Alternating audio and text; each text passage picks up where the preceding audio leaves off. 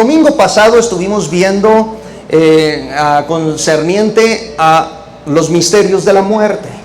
Y yo sé que son temas un tanto complicados, un tanto difíciles, pero son temas que nos deberían de interesar. El tema de hoy es ¿cómo resucitarán los muertos?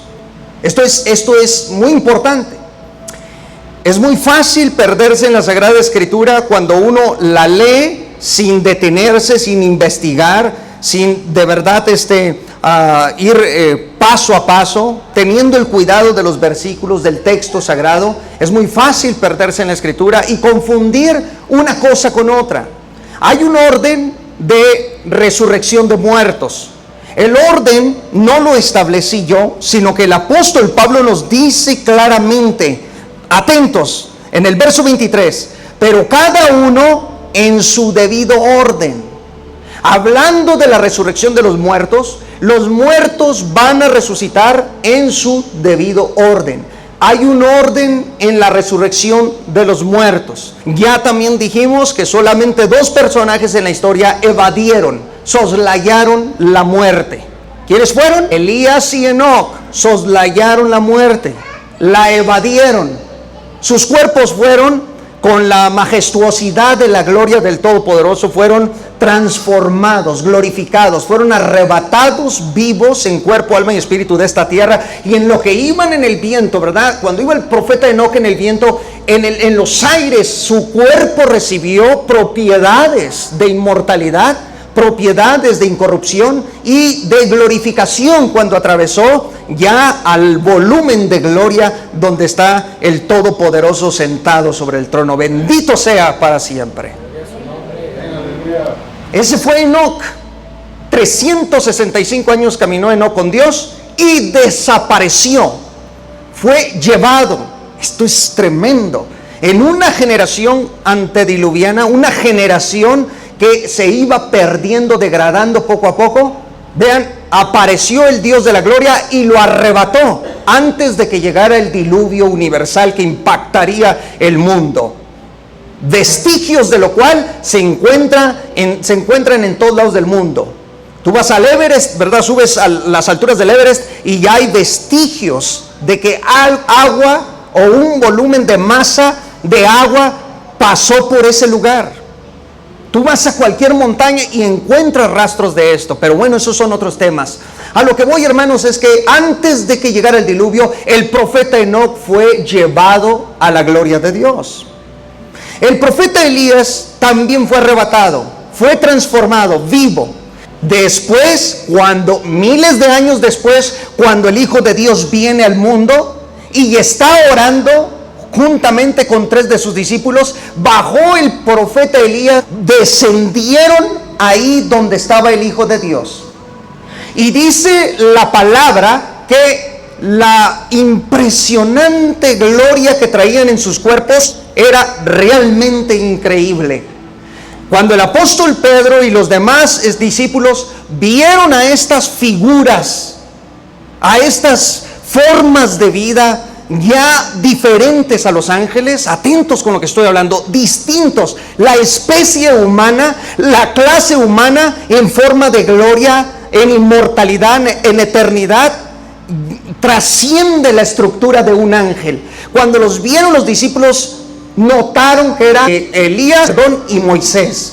Pero hablaba en este caso Elías con el Hijo de Dios. Y chequen ustedes la gloria trascendente que traía el profeta Elías y Moisés en sus cuerpos.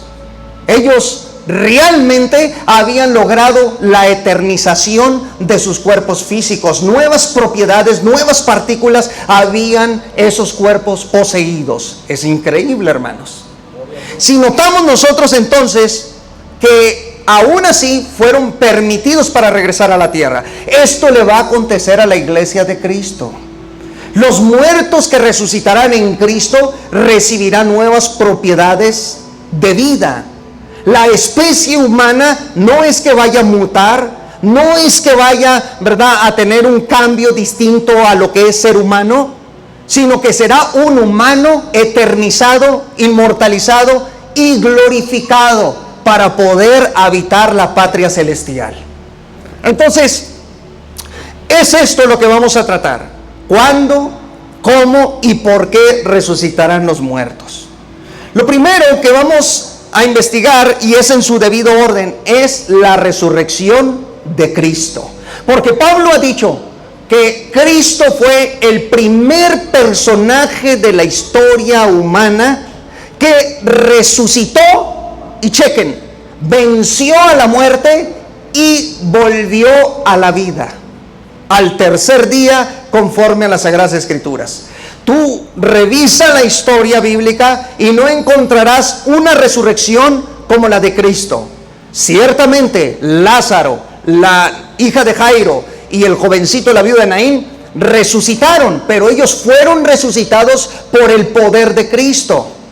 Lo que estoy estableciendo aquí es que Cristo, según el apóstol Pablo, resucitó su propio cuerpo, lo levantó al tercer día, suelto los dolores de la muerte. ¿Y qué quiere decir todo esto? Que Cristo le dio perpetuidad, eternidad y incorruptibilidad a su cuerpo. Lo hizo un cuerpo antimortuorio, ya no podía gustar la muerte.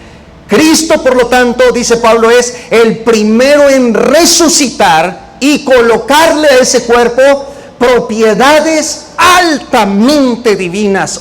Es decir, lo neumatizó, lo espiritualizó en un sentido no de convertirlo en un Gasparín, ¿verdad? No de convertirlo en un espíritu, en un fantasma, sino que lo neumatizó en el sentido de darle propiedades de vida que iban a ser dirigidas únicamente por el Espíritu de Dios. Porque una vez que resucitas, ya la muerte no tiene control sobre ti. Una vez que resucitas, ya la corruptibilidad no tiene control sobre tu cuerpo. Ya no hay cansancio, ya no hay manera, ¿verdad?, de que te quejes, ya no hay tantos achaques como los que hoy, ¿verdad?, te mantienes, que me duele aquí, que me duele por acá y por el otro lado, y andamos padeciendo enfermedades, etcétera. Ya no. Una vez que logras resucitar, toda tu estructura corporofísica es completamente dominada por el Espíritu de Dios. Y cuando el Espíritu de Dios domina el espacio, el tiempo, el mundo temporal, el deterioro, nada puede detener el cuerpo, porque ahora se van a invertir los papeles. Hoy tu cuerpo tiene metido tu espíritu, ¿verdad? Y te tiene como atadito y como si estuvieras en una cárcel, dijo Sócrates y los antiguos filósofos, y ahí estás ahí adentro, ¿verdad? En la resurrección tu espíritu, se van a invertir los papeles, tu espíritu saldrá y tomará control de tu cuerpo. Tu espíritu no se va a lograr ver, porque el único que lo puede ver es el Dios Todopoderoso. Bendito sea el Señor. Pero lo que se va a ver es un cuerpo o una vida o una especie humana, espíritu, alma y cuerpo. Se va a lograr detectar que es un ser vivo, un ser humano salvo, un ser humano que ha alcanzado la patria celestial, y ese ser humano será controlado por la fuerza del Espíritu Santo que estará en ti. Eso sucederá en la patria celestial. No me quiero comer todo el pastel, ¿verdad?, tan rápido. Pero vamos entonces en su debido orden. Cristo dice, pero cada uno en su debido orden. Cristo las primicias. Muy bien. ¿Qué le aconteció al cuerpo de Cristo en primer lugar cuando Él resucitó? Una vez que llega el tercer día, según la Biblia, llega y provoca resurrección en ese cuerpo. El cuerpo se levanta. Atentos. Cristo no está resucitando otro cuerpo. Cristo no resucita otro cuerpo que no sea el suyo propio. Su cuerpo es igual a sí mismo. No está levantando el del vecino, ¿verdad? No está levantando un cuerpo aparente. No está levantando una copia, un plagio. No está levantando un transunto corporal. Está levantando su propio cuerpo. Ahora bien, levanta su propio cuerpo, y este cuerpo, en el momento que lo resucita, en cuanto lo resucita, ¿saben qué está aconteciendo en ese instante? Está venciendo a la muerte. En cuanto lo levanta, lo inmortaliza. Ser inmortal significa que la muerte ya no tiene poder sobre ti. Voy a repetir esa frase. Ser inmortal significa que la muerte ya no tiene control sobre ti, sobre tu cuerpo. Entonces, cuando Cristo lo resucita, su propio cuerpo, Él lo levanta. Y vean cómo dice la Escritura. Respondió Jesús y les dijo: destruid este templo. Hablaba de su cuerpo. Y en 3 días lo levantaré. Dijeron luego los judíos: en 46 años fue edificado este templo, y tú en 3 días lo levantarás. Mas Él hablaba del templo de su cuerpo. Quiero que pongan atención en esto. Cuando el Señor resucita su cuerpo, prueba que era su propio cuerpo, fue y se manifestó ante los discípulos. Ahora, el cuerpo de Cristo, siendo resucitado, todavía mantenía masa ósea. Esto es increíble por lo que vamos a ver. Todavía tenía huesos, todavía tenía carne. En el primer siglo, válgase este paréntesis, hubo una herejía que se levantó llamada docetismo. El docetismo era una herejía gnóstica, era de cristianos que empezaron a enseñar que Cristo no tenía un cuerpo real, un cuerpo físico, un cuerpo palpable. Cristo tenía un cuerpo aparente, era un cuerpo de apariencia. Nunca tuvo un cuerpo sólido, por decirlo así, sino que era aparente, aparentaba ser humano. Esa fue una herejía que fue refutada por el apóstol Juan y por muchos padres de la iglesia primitiva, de la era posapostólica. ¿Y cuál era el problema de eso? El problema era grave.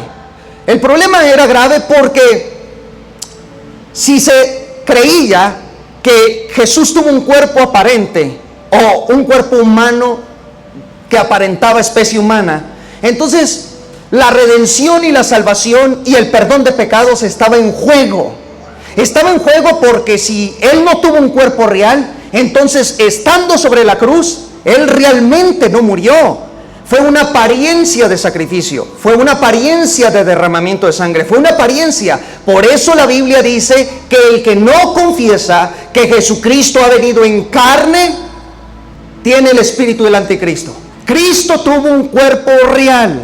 Él fue un hombre real también, siendo completamente Dios y completamente hombre. Él tuvo cuerpo, alma y espíritu. Así estaba constituida la persona del Hijo de Dios. Entonces, dicho esto, debemos de entender que cuando Él resucita su cuerpo, todavía levantó un cuerpo que tenía huesos. ¿Quiere verlo? Bien, vaya conmigo a la Escritura, por favor, en el Evangelio según escribió Lucas capítulo 24. Mientras ellos aún hablaban de estas cosas, Jesús se puso en medio de ellos y les dijo: paz a vosotros, shalom. Entonces, espantados y atemorizados, pensaban que veían espíritu. Pero Él les dijo: ¿por qué estáis turbados y vienen a vuestro corazón estos pensamientos? Mirad mis manos y mis pies, que yo mismo soy. Palpar y ver, porque un espíritu no tiene carne ni huesos, como veis que yo tengo. Y diciendo esto, les mostró las manos y los pies. Cristo quiere probarle a los apóstoles, a sus discípulos, que el cuerpo que ha resucitado no es de otro, sino el de Él mismo. Y dice: tocadme, porque todavía tengo carne y todavía tengo huesos. Mas sin embargo era un cuerpo resucitado, inmortalizado. Mira lo que te voy a decir: aún tus huesitos van a ser inmortalizados. Guárdate para el Señor, bendita la gloria de Dios. ¿Se fijaron? El cuerpo de Cristo todavía tenía masa ósea. Y no solamente eso, les probó: vean mis laceraciones. Es el cuerpo que fue lacerado, mas lo ha resucitado. Notemos entonces que todavía tiene tendones, todavía este cuerpo tiene piel, todavía este cuerpo tiene órganos internos. ¿Cómo, pastor? Todavía tenía su corazoncito el Señor. Todavía tenía tendones, sus huesos. Por favor, síganme porque se me va a perder ahorita, ¿verdad? Si no pone atención con lo que voy a decir. Con toda esta estructura, esto todavía es especie humana. Pero había algo que el cuerpo de Cristo tenía que dejar, porque pertenece completamente a la vida física. ¿Saben qué es? La sangre. Recuerden que ya ha inmortalizado el cuerpo. La muerte ya no puede matarlo, ya no puede llegar y destruirlo. El cuerpo está inmortalizado, hay que entender eso. Ha sido resucitado, no gustará la muerte jamás por los siglos de los siglos. En este momento que estoy hablando, Él no solamente tiene un cuerpo eternizado, inmortalizado, incorruptible, sino que tiene un cuerpo glorificado, que es el más alto grado de la exaltación. Entonces, vayamos por partes, porque el cuerpo que resucita a Cristo había perdido por lo menos 5 litros de sangre. Vació toda su sangre por amor a todos nosotros. La sangre, o sea, era un cuerpo carente de ADN. Chequen esto, Era un cuerpo carente de glóbulos rojos. Era un cuerpo carente de células sanguíneas. Era un cuerpo carente de el líquido, la plasma, el líquido sanguíneo. Ya no tenía sangre. Se había vaciado por completo. ¿Saben por qué? Porque según la Escritura, la sangre en la generación humana pertenece a la vida física. Es necesario abandonar la vida física para trascender a la inmortalidad. Vació, vean, 5 litros de sangre. Fue el sacrificio que ofreció el Cordero de Dios. Como dice Juan el Bautista, he aquí el Cordero de Dios que quita el pecado del mundo. No que cubre, que quita el pecado del mundo. Vació ese cuerpo de sangre. Todo Él, toda la persona de Cristo, al resucitar y al ser inmortal, va a llevarse ese cuerpo, pero sin sangre, porque está escrito ahí mismo en 1 Corintios 15, ahí mismo en el versículo 50 dice así: pero esto digo, hermanos, que la carne y la sangre no pueden heredar el reino de Dios, ni la corrupción hereda la incorrupción. La carne, los deseos pecaminosos y la sangre física no pueden heredar el reino de los cielos. Los cuerpos eternizados, glorificados, incorruptibles, no pueden tener sangre humana, sangre de esta tierra. Está bueno el misterio, ¿verdad? Por eso Pablo dice, he aquí os digo un misterio, que el asunto no es fácil. Mas sin embargo, sabemos que el cuerpo de Cristo, aunque mantenía la masa ósea, porque no podía, repito, resucitar otro que no fuera el de Él, le estaba diciendo a los discípulos, vean las marcas, todavía traigo las laceraciones, todavía traigo las heridas. Cuando llegues a la presencia de Dios, ya lo he dicho una y otra vez, no corras a conocer a Elías, no pierdas el tiempo, iba a decir, pero ya es eternidad. Pero no vayas allá, ¿verdad?, a conocer rápido a Enoc, ni a los profetas, ni a Abraham, ni a Isaac, ni a Jacob. Vamos, corre a los pies del Hijo de Dios. Y mira y besa sus marcas en sus pies y en sus manos y dile, gracias, Señor, por lo que hiciste por mí. Fuerte el aplauso al Señor.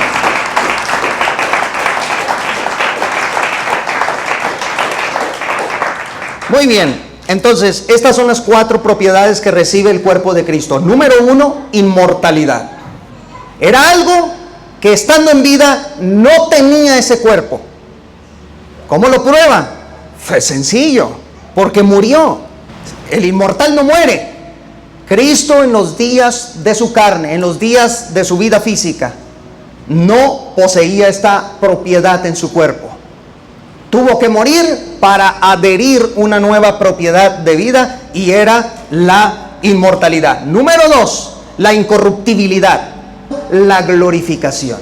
El poder de la inmortalidad del cuerpo de Cristo es impresionante. Una vez que estamos viendo a Cristo ya resucitado, inmortalizado, ¿qué podía hacer Jesús en ese cuerpo? Porque aquí se van a responder muchas preguntas. Dicen, ¿verdad?, los que ya están medio chonchitos, medio gorditos, ¿verdad?, que le entran aquí al taco, que le entran aquí, ¿verdad?, al bistec, y dice, vamos a comer allá en la eternidad. Lo primero que piensa, no, le vamos a entrar, ¿verdad?, a la tragadera y a la comedera. ¿Sí ha oído eso? Iremos a comer. Siempre que alguien dice eso es porque, mira, le gusta la papa, y mucho. Bueno, aquí se van a responder estas cosas. ¿Vamos a comer en la eternidad? ¿Nuestros cuerpos estarán adaptados, ajustados a comer?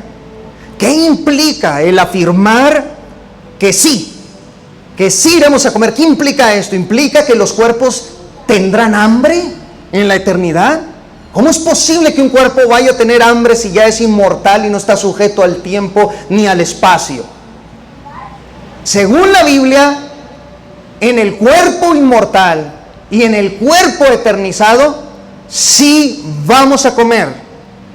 No vamos a comer por necesidad, porque el instinto humano del hambre se acabará. Vamos a comer, atentos, por deleite y por placer y por voluntad, mas no por necesidad. En otras palabras, comeremos porque simplemente lo vamos a desear por voluntad humana. Quiero que abran la escritura para probarles esto. Quiero que vayan a Lucas capítulo 24 y versículo 41. Diga amén cuando lo tenga. Aquí Cristo ya resucitado y tiene su cuerpo con carne, con huesos, tendones y todo, ¿ok? Y dice, y como todavía ellos de gozo no lo creían y estaban maravillados, les dijo, ¿tenéis aquí algo de comer? O sea, les está diciendo, ¿qué haré para probarles que yo soy? Entonces le dijeron, entonces le dieron parte de un pez asado y un panal de miel, y él lo tomó y comió delante de ellos. En un cuerpo inmortal comió su pececito y un panal de miel. Una vez me hicieron una pregunta un poco vergonzosa, pero aún así la respondí. Me dijo un hermano, ¿y vamos a ir al baño? Estamos ignorando el poder de la inmortalidad, el poder de la incorrupción, el poder de lo antideterioro. Estamos ignorando que el poder, en el momento que comas, ingieras un alimento, ese alimento, por placer y deleite, entrará a tu sistema corpóreo físico y con una glorificación increíble, en serio, que tendrá tu cuerpo. En ese momento se procesa el alimento y el alimento es completamente santificado, eliminado. Bien, si notamos más adelante, en el verso 30, Jesús ya había comido anteriormente. En el verso 30, porque nosotros leemos el verso 41, pero si vemos en el verso 30, Jesús había comido con los discípulos que iban a Emaús. Ya se había aventado allá un manjar. Dice que se sentaron a la mesa y partieron el pan, y ahí Jesús comió y dio gracias. Ya le había entrado anteriormente. Entonces, pero esto no es todo. En otra ocasión Jesús prendió fuego a la orilla del mar, ahí en la playa, colocó un pez sobre las brasas y puso pan para comer y esperó a sus discípulos. Eso usted lo ve en el Evangelio de Juan, capítulo 21, verso 6. Eso lo revisa en casa, pero ahí lo va a encontrar. Juan 21, 6 al 14. Ya Jesús en cuerpo resucitado, inmortal, podía comer. Y la Biblia nos dice a nosotros que cuando resucitemos, comeremos la santa cena con Él. Disfrutaremos de manjares. Vuelvo y reitero lo que dije anteriormente para que nadie se lleve una idea distinta. Vamos a comer por deleite, placer y voluntad, porque así es el poder de la inmortalidad. Muy bien. La otra propiedad espiritual que obtuvo el cuerpo de Jesús en la resurrección es lo incorruptible. Ahora, ¿qué significa ser incorruptible? Que está carente de sufrir el deterioro del tiempo y del espacio. Cuando eres incorruptible, ya el espacio-tiempo o tiempo-espacio no pueden afectar tu cuerpo físico. Cuando Jesús resucitó su cuerpo, las leyes del tiempo y del espacio ya no hay reloj temporal en el cuerpo. Ahorita todos aquí, ¿verdad? Muy bonitos, muy bellos, bien aperfumaditos y todo, pero hay un reloj de muerte que está segundeando y que nos va a llevar, ¿verdad?, a la tumbita. Bendito Cristo. Cuando resucita el cuerpo, ya no es esto. El tiempo no existe, es inexistente, no puede estar dentro del cuerpo. El reloj se paró en la vida física, mas cuando resucita, como dice el apóstol Pablo, ha llegado el cuerpo a ser incorruptible. El tiempo y el espacio no pueden sujetar al cuerpo. Eso quiere decir que podemos desplazarnos sobre el espacio. Pues sí, se va a desplazar en el espacio-tiempo. Se va a desplazar de una manera impresionante. Los ángeles tienen la velocidad de la invisibilidad. ¿Me expliqué con eso? Un ángel viaja a la velocidad de la invisibilidad. Y cuando medio se asoma en el espacio-tiempo, se le detecta a 300.000 kilómetros por segundo. Pero hermano, ¿en qué texto está eso? Miren, dice la Escritura que cuando Jesús resucitó, dice que un ángel con rostro de relámpago, dice que relampagueaba, bajó así, apareció sobre la roca, sobre la piedra de la tumba del sepulcro de Jesús. ¿Saben ustedes a cuánto viaja un relámpago? Es sinónimo, es igual a la velocidad de la luz, 300.000 kilómetros por segundo. La Escritura nos está mostrando al ángel en su aparición como un relámpago, para decirnos a nosotros que su velocidad alcanzó el poder de la luz, el poder del viaje de la luz. Pero eso es cuando se le vio. Cuando no se le ve, viaja la invisibilidad, porque ni siquiera destellos provoca, ni emana. ¿Me estoy explicando, hermanos? O bájele, ¿verdad? Una rayita. Bendita la gloria de Dios. El cuerpo glorificado, ¿puedes imaginar? Otra idea que se puede explicar es: el ángel viaja a la velocidad del pensamiento. Está en la tierra, piensa estar en la luna, con pensar, llegó a la luna. Pero no es omnipresente. Carece de omnipresencia. Omnipresente es el atributo único, exclusivo de la divinidad, de la totalidad del ser de Dios.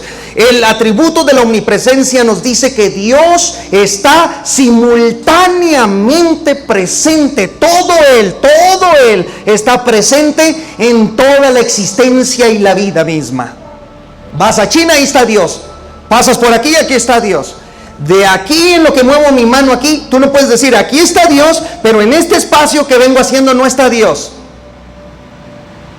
Todo lo llena, todo lo abarca, pero su ser es inabarcable. Su totalidad es muchas veces incomprensible, pero lo podemos conocer por la revelación de la Escritura. Basta la Biblia para conocer quién es nuestro Dios todopoderoso, bendito sea. El ángel no es omnipresente. Satanás tampoco es omnipresente, porque es de la clase y de la especie querubínica, ¿verdad? Entonces no son omnipresentes.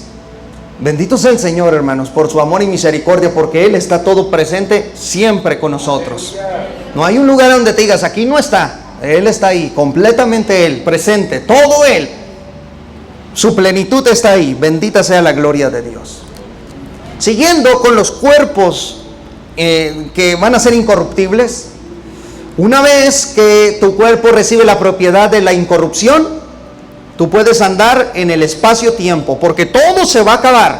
Cielos, la tierra, todo se va a acabar. La materia no se extingue, se transforma. Pero todo esto que vemos dice que habrá nuevos cielos y nueva tierra. Y el cielo nuevo que veremos será completamente distinto a este. Una belleza impresionante. Lo único, atentos lo que voy a decir, ya no va a haber estrellas. Las estrellas se van a extinguir. De hecho, muchas de las estrellas que vemos ya están muertas. Han estado así por millones y millones de años. Pero escuchen esto, todo se va a acabar. Todo. Va a haber una especie de extinción. Lo único que va a permanecer va a ser el espacio. Pero nuestros cuerpos dentro del espacio-tiempo van a tener una sobrevivencia, porque son anticorrupción. El espacio no nos sujeta. Yo domino sobre la ley espacial y temporal. Bendita sea la gloria de Dios. ¿Estamos comprendiendo un poco, hermanos? Muy bien. Posee el poder sobrenatural, este cuerpo neumático del Señor Jesucristo, como lo resucitó. Y dice, quiero que abran en Juan capítulo 20, verso 19. Cuando llegó la noche de aquel mismo día, el primero de la semana, estando las puertas cerradas, en el lugar donde los discípulos estaban reunidos por miedo de los judíos, vino Jesús y puesto en medio les dijo: pasa a vosotros. Y cuando les hubo dicho esto, les mostró las manos y el costado, y los discípulos se regocijaron viendo al Señor. Estaban en un lugar, en un aposento, los discípulos, y vean que esto es de verdad impresionante, es maravilloso, hermanos. Estaban las puertas cerradas, pero de pronto Jesús, que había inmortalizado su cuerpo y lo había convertido en incorruptible, apareció en medio de ellos. Hermanos, no hace mucho acabamos de ver que ese cuerpo tenía carne, huesos, masa ósea, tendones. Más sin embargo, atravesó ya sea el techo o la pared, porque no estaba sujeto a la ley temporal ni al espacio. Dominaba las leyes de la física por completo. Vean lo que el Espíritu Santo hace cuando resucita el cuerpo humano. Esto es tremendo, ¿no? Se coloca en medio y les dice: pasa a vosotros. Se voltearon todos y ¿cómo le hizo para entrar? Ustedes sabían que en la física existe una ley que se llama electromagnetismo. El electromagnetismo, chequen lo que les voy a decir, es 10 trillones de veces más poderoso que la ley de la gravedad. Yo sé que la gravedad, ¿verdad?, es una ley, cae en nuestro cuerpito. El electromagnetismo es aquella fuerza que te hace que cuando un cuerpo con otro chocan, colisionan, se repulsan con una potencia tremenda, increíble. Imagínense, 10 trillones de veces más potente que la gravedad. Lo que la Biblia nos está diciendo es que Cristo, con el cuerpo incorruptible, atravesó la pared sin ser repulsado por esta. La ley del electromagnetismo no tuvo dominio sobre el cuerpo físico de Jesús. Esto es maravilloso. Él dominaba esa ley y por eso les digo, es imposible el deterioro en esos cuerpos. Una vez poseídos por aquel o aquella que fueron resucitados, es imposible el deterioro. Bendito sea el Señor. Muy bien, este es un detalle, ¿verdad? Otro aspecto que vamos a ver aquí a continuación rápidamente es el asunto del camuflaje. En la Biblia, los ángeles, que son espíritus, se han corporizado de forma temporal como jovencitos. Su espíritu, en otras palabras, toma un camuflaje de joven. El ángel no es un jovencito porque no es especie humana, mas toma un camuflaje de jovencito y aparece. Dice que 2 jovencitos estaban junto al sepulcro del Señor. ¿Se acuerdan? Cuando fueron las mujeres, vieron, y dice, vieron a 2 jóvenes. Eran 2 ángeles camuflajados. Sus cuerpos o su esencia espiritual poseía el poder del camuflaje. Vemos también en el Antiguo Testamento que los ángeles bajaban con semejanza de varones. Y dice, 2 varones o 3 varones descendieron con Abraham y platicaron con Abraham. 3 varones. Los ángeles no son hombres ni mujeres. Los ángeles son asexuales. No es hombre ni mujer, es ángel. Entonces, cuando la Biblia los describe con la apariencia de varón, no nos está diciendo que sean varones, nos está diciendo que es la forma, El modo que tomaron para su manifestación es su ad extra, su forma extra que sale de ellos, es lo que presentan en el mundo físico, y entonces son notables. Ok, muy bien. También el cuerpo glorificado, incorruptible, recibirá esta propiedad. Quiero que abran la Biblia rápidamente, ahí mismo en Juan capítulo 20 y en el verso 13. Le dijeron: mujer, ¿por qué lloras? Les dijo: porque se han llevado a mi Señor y no sé dónde le han puesto. Cuando habían dicho esto, se volvió y vio a Jesús que estaba allí, mas no sabía que era Jesús. Jesús le dijo: mujer, ¿por qué lloras? ¿A quién buscáis? Ella, pensando que era el hortelano, le dijo: Señor, si tú lo has llevado, dime dónde lo has puesto y yo lo llevaré. Amén. En esta escritura lo que estamos viendo es un camuflaje. Yo pregunto, ¿por qué la mujer no conoció a Jesús? ¿Se fijaron? El cuerpo se había camuflajado como jardinero.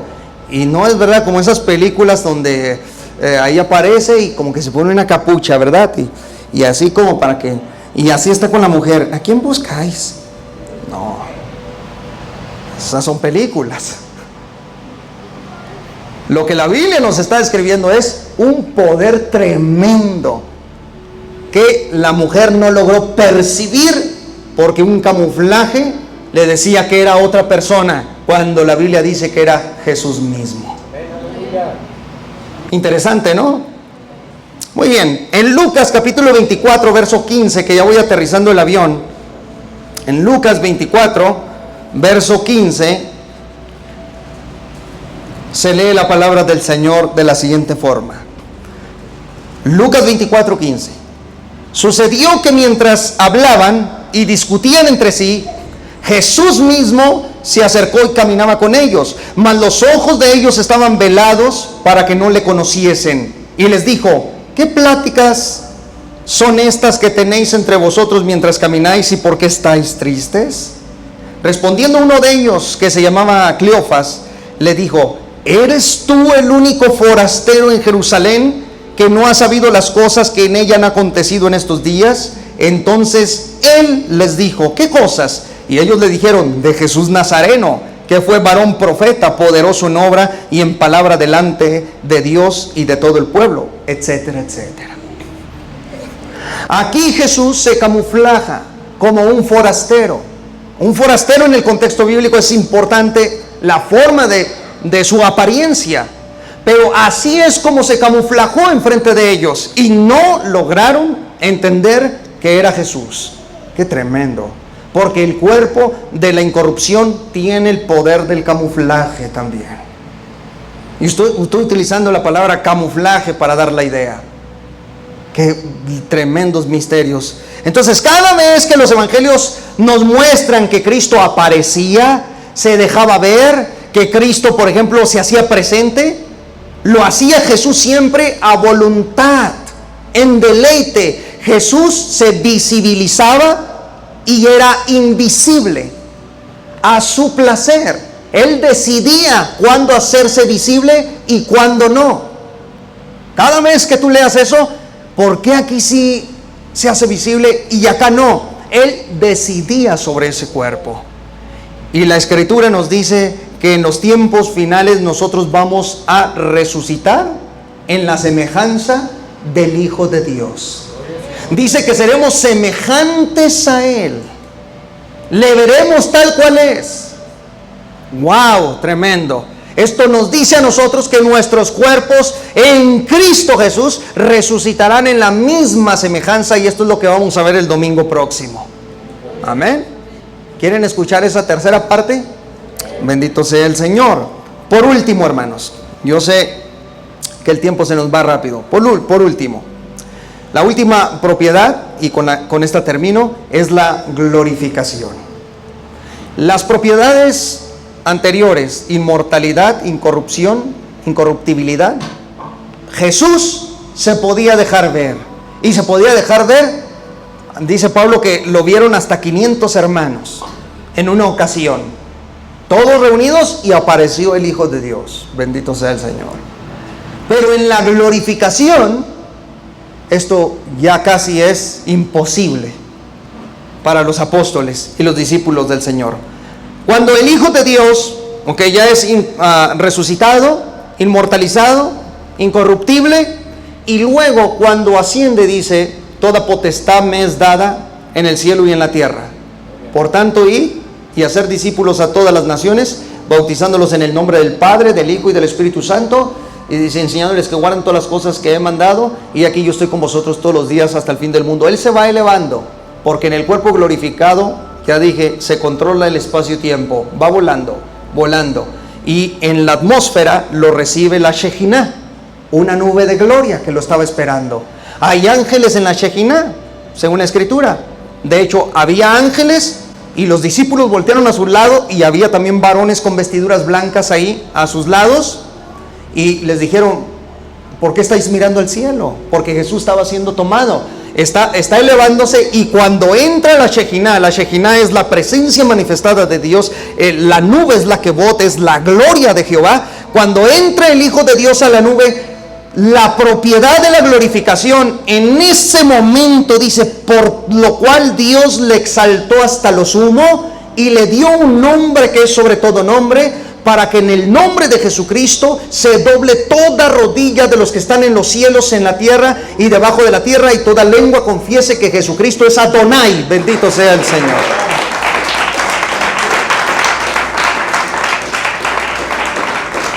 Cuando atraviesa y entra en la nube lo abraza.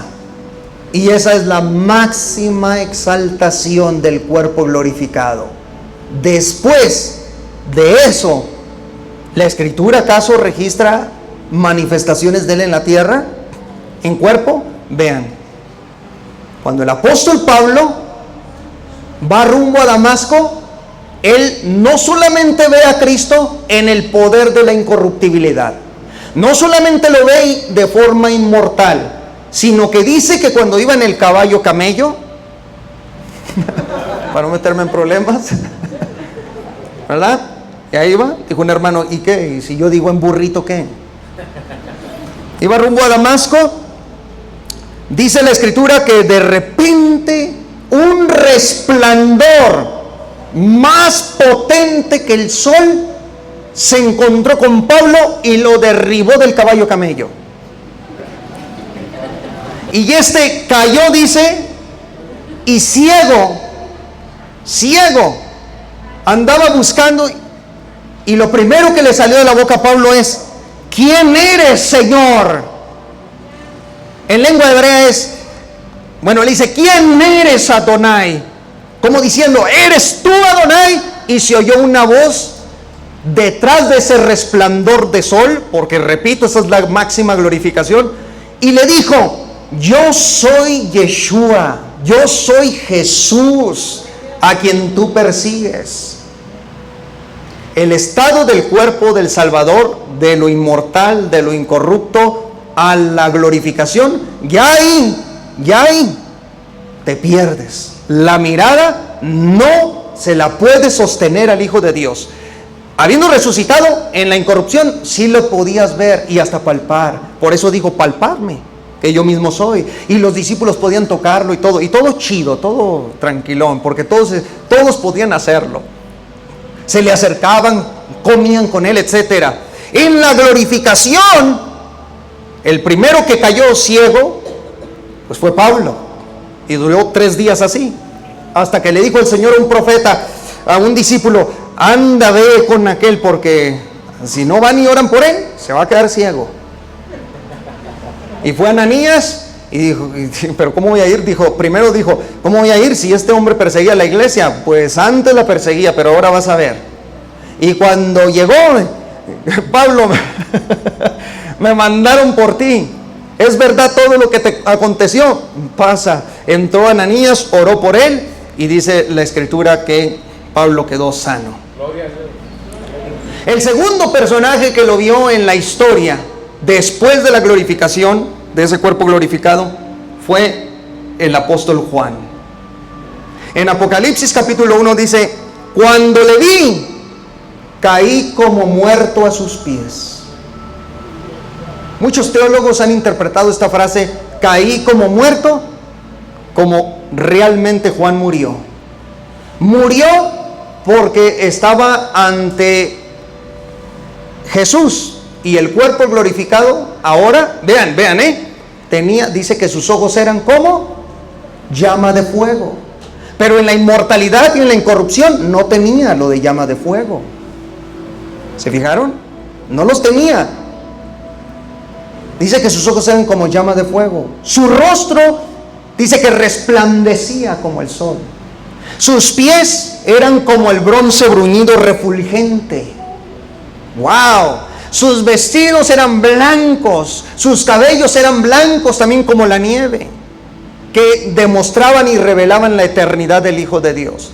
Escuchen nada más, dice: cuando le vi, dice Juan, caí como muerto a sus pies. Ya no reposó su oído ahí en el pecho del Señor, porque el discípulo amado Juan eso acostumbraba, escuchaba los latidos del corazón de Jesús de forma directa, estaba enamorado del Señor. Pero ahora ya no, porque ahora dice: cuando le vi, caí como muerto a sus pies. Y muchos teólogos y estudiosos de la Escritura dicen: tan fuerte era la potencia de la glorificación del Hijo de Dios que Juan el apóstol murió. Por eso las palabras de Jesús, dice: cuando le vi, caí como muerto a sus pies, mas Él puso su diestra sobre mí, diciendo: yo soy el que estuve muerto, mas he aquí que vivo por los siglos de los siglos. Y cuando le dice: y tengo las llaves de la muerte y del Hades, es cuando volvió Juan nuevamente a la vida. Bendita sea la palabra del Señor. Gloria a Dios. Pongámonos sobre nuestros pies, hermanos.